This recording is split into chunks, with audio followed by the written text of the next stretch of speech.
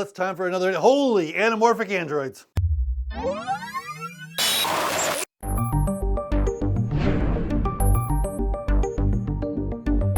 Today's a completely different type of video. And it's something we don't normally do. We don't know if we're going to do it more in the future. If you like this video, put a like right now. If you think it's a good idea, maybe you haven't watched the rest of it, but I'm assuming you have. Compaq Presario, a company that has quite a legacy. They're not what they used to be anymore.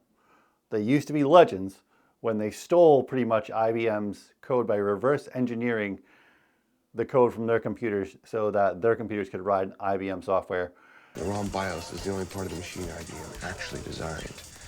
Bad news is they copyrighted it and they don't know how it works. The good news is there's a way around that. Reverse engineering.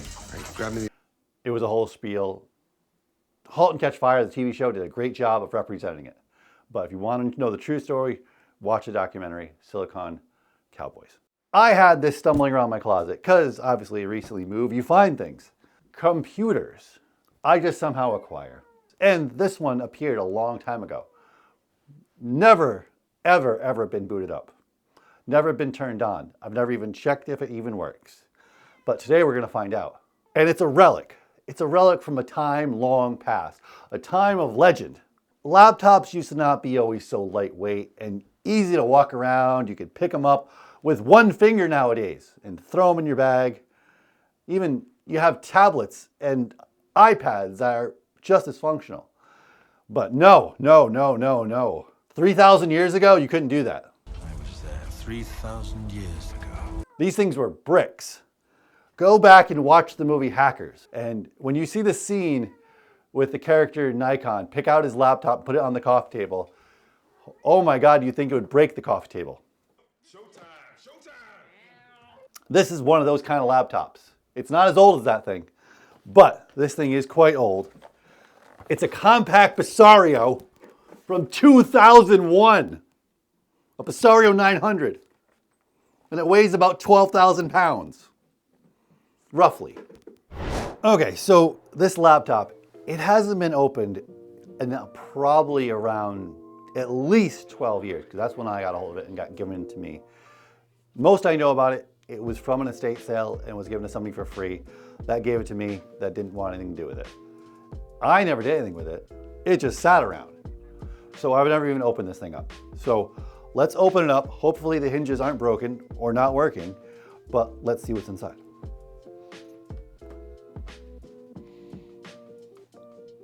The stickers though, look at these stickers.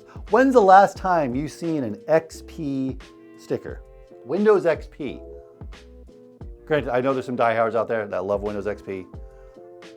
I get you. And there's even like an XP, a guy who keeps on the tradition of XP of running in current day. We also have an Athlon sticker. AMD Athlon XP. I'm pretty sure there was an Intel version of this laptop too. I'm not positive. Then we have the wonderful marketing sticker that's on all these laptops. Even today, they still do this silly thing. We have excellent performance for outstanding value. Really? Because I'm not so sure about that. No, for its time, this laptop was probably pretty good.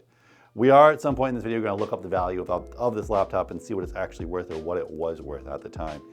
But it apparently has multimedia performance with digital video port. 1394. If anyone doesn't know what that is, that's FireWire. Old FireWire, but it's FireWire. So some of the old reviews I found on this laptop when I was looking around for this video for research, the JBL speakers, supposedly, a lot of reviewers say they're great, but we'll be the judge of that, as long as we can get it running. It does have some multimedia function up here though. We do have a top bar here. It's not a digital top bar or a screen like we have nowadays, but it does have a information button, I'm guessing, because it has an I, or internet, I don't know what it does. Mail, I guess if you want to have a designated go to your email button, a search button, a volume up and down, and I'm guessing, it's just one button for music. I'm not sure if that's mute or you just automatically start playing.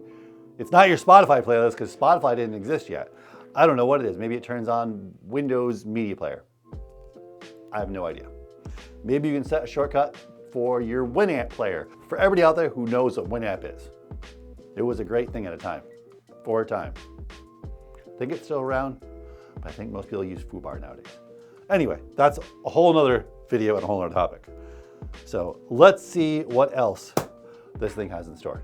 Let's see what other I/O, other multimedia function this thing has and what kind of ports we have on it, because there's a number of things on this thing. Every side has something. So there is something you do see time to time, very rarely. They're going away. They're going to be gone completely soon. Most people don't even have them on most computers. You have to buy them externally if you want to use them at all. That is a DVD drive. It's a rewritable drive too, so it's kind of useful for the time. For 2001, that'd be really useful. We also have a FireWire, which would be really, really useful for the time, because a lot of multimedia, like hooking up your VCR, certain cameras to this, needed high data transfer, and FireWire was very capable of that. So, but then next to it, you see like what's a weird kind of shaped thing. This is something that they do not do because it wouldn't fit in any laptops nowadays, because most of them are flat now. This is a huge cartridge-based battery. This thing's giant and it weighs pretty bit. So I am not sure how many milliamps or anything like that stuff. It doesn't say anywhere on this thing. It is a lithium battery. Not sure how many hours you're originally supposed to get out of it, but we will look that up and add it somewhere in this video. But this battery is long dead. It was probably sitting way before I got it, and that was 12 years ago. And let's go to the other side. The other side, we have something right here. So right here, we have something interesting. So this is something that I have seen the current generation call the save button, because they've had no experience with it. They've never seen it before, and I completely understand that. These are things called diskettes. They were 3.5-inch drive, little diskette drives, and they only held 1.4 megabytes of data. 1.4 megabytes data. I can't think of a file nowadays that's that tiny. That's a stretch in this day and age with how much data we use. We also had something that is long gone. It was super inventive for the time. It was really, really cool. This slot right here. So this is a PCM CIA card. It had a lot of functionality. One of the main functions a lot of laptops used it for was Wi-Fi or satellite and cellular data to your laptop. So you can get internet on the go, which was really cool and innovative at the time. There's a bunch of other functions for them too that you could use them for, but let's see what's around back. We have, you can see right away, if I can get them in focus. So what you see right away, we do have a headphone jack, we have a mic jack, we have the power cord. On the other side, we have a super rare thing nowadays, like that you do not see on laptops, some not at all. So you have your phone jack and your Ethernet jack. I don't know of a laptop that's been made in the last like probably 15 years that has a phone jack on it. That is a long gone. So you're probably wondering, well, where's the other I/O? Where's all the other stuff? Oh, there's a whole lot more. But Compaq got inventive and they hid it behind another door. So let's see what's behind door number 2. We have a whole bunch more I/O. We have a parallel port, which I'm guessing most people watching the video have no clue what that is. Some of you do, but a lot of times parallel ports we use to hook up printers. We have, obviously, you have your PS2 port, not the PS2 you're thinking of. We have a VGA port, which was pretty useful for the time for hooking up monitors to your laptop. And then we have, this is long gone, but it was cool at the time, but not anymore, S-Video. And then we have 2 USB 1 ports. That's our ports. Now let's find out what's inside it.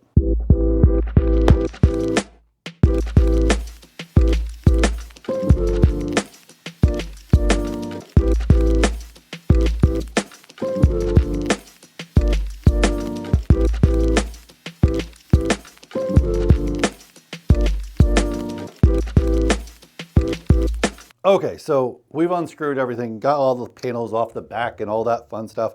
Something I wish computers still did to this day. Instead, you have to take the entire back off, take the keyboard out, dismantle it. You have to, yeah, it's a whole, except for framework. You guys are doing some great things with modular laptops. That's the way it should be. That's the way it used to be. As you can see here, we could just take things apart super easily. But obviously that's a thing of the past. But let's see what we first get here. Why the weight of this laptop is so much. And one of those things is right here. This is the IDE hard drive. I have no idea how big this hard drive is. It doesn't say anywhere on it. We know that it's 4,500 RPM, which is not that quick. So it is a IBM Travel Star. I'm not completely sure how great those hard drives were. Maybe they were good. I'm sure they were. If this was a business laptop, they were probably pretty reliable. We have on the side here. So anyway, yeah, so that slot it's some kind of a network card-ish. We're not completely sure, but later in the video, maybe we'll find out what it is and actually figure out what it does. We also have our RAM over here. So the RAM is pretty incredible. One stick of RAM, one entire stick of DDR sodium RAM. Like this is, and only 256 megabytes. Do you think your computer today would even boot up with 256 megabytes of RAM? Probably not. So you're probably wondering what's next. How are we going to get this laptop running? We don't have a power supply for it. And the power supply that existed, I'm sure, is long, long gone. Could order one on eBay. But there's another option. They make these things that supposedly work just about any laptop. I'm not sure how far back they're thinking.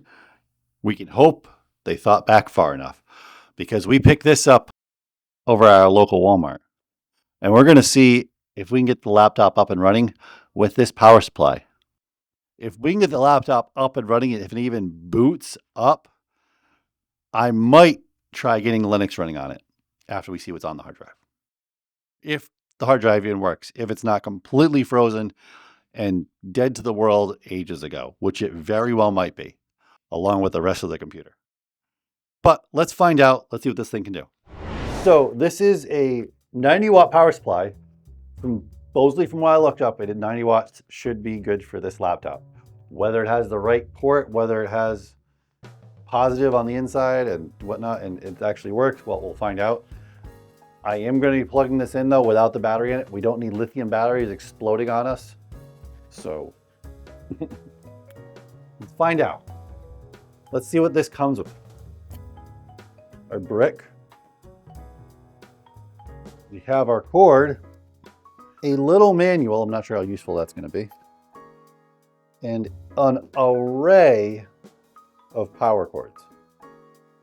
So let's see if any of these fit. Granted, I've already looked at it a little bit and see what we need. And I'm pretty sure it's I. There's like 3 different options for HP though, /Dell, which is really confusing. And no, on current today's manuals, you're not going to find Compaq on them. The reason why, because Compaq doesn't really exist. They're owned by HP now. So we're going to go with one of the HP ones, which I think it is. So, which is the I option. So let's see if this fits. It should be the right polarity as well. So fits. Now, that doesn't mean anything. We can hope the contacts are connecting and that it's working and that we're getting the right voltage and all that fun stuff, which we don't know, not to mention if anything else is wrong with this computer. So plug it in and hope. And granted, if you're watching this video years from now as a found footage of a crime scene of some kind, it means this entire place blew up. This is the moment of truth. See what happens.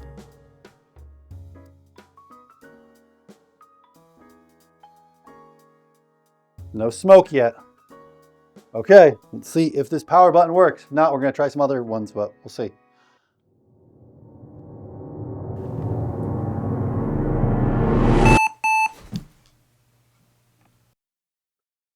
It made a noise. Made 2 beeps though, which means probably something's dead.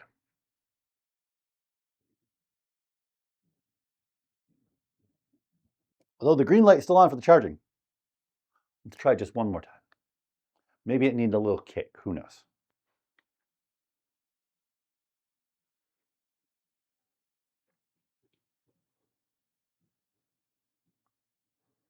Actually, I think it's running.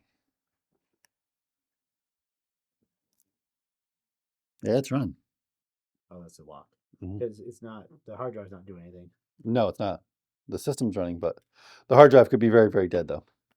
Well, yeah. Oh my God, it's coming on. Let's, here. There's nothing on the screen. It's very faint. I just saw it. Oh my God, that hard drive sounds terrible. I've heard worse. Oh my God. It is working though.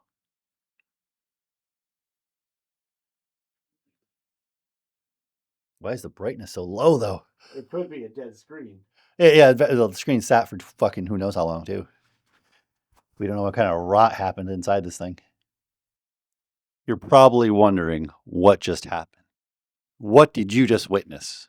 Where is this video even going? Well, all those things will be answered. We do have some things to cover here. Yes, the laptop booted up. It was one of the worst sounding hard drives I've ever heard in my entire life. It didn't completely boot up. The screen was there. We tried to capture it, as you can see here, but we didn't completely get it. You couldn't really see on camera it say Windows, but it did. It said Windows for a short bit until it completely crashes. So I'm not sure if the hard drive's completely dead. It doesn't work. If the battery has to be charged, if some other part is broken, the RAM doesn't, I don't even know. Something's broken. Anyway, so we're going to do some experimentation and we're going to come back to this video. There'll be a part 2 and we will get this thing up and running. Hopefully. We jumped the first hurdle. We got a power cord that worked with it. That is a challenge in its own. So in part 2, hopefully we're going to get it running. We're going to maybe swap out the hard drive for a working hard drive. If we can find some working DDR RAM somewhere, some way, somehow, some SODIMM DDR RAM that'll be compatible with that computer, we might be able to actually get a functioning computer somewhere. And then after that, what I want to do is actually, we're going to go ahead and install Haiku onto it and see if we can get it running into more of a modern day. We might even connect it to the internet. Might. That's a big might. So stay tuned for part 2. But right now, it's pizza time.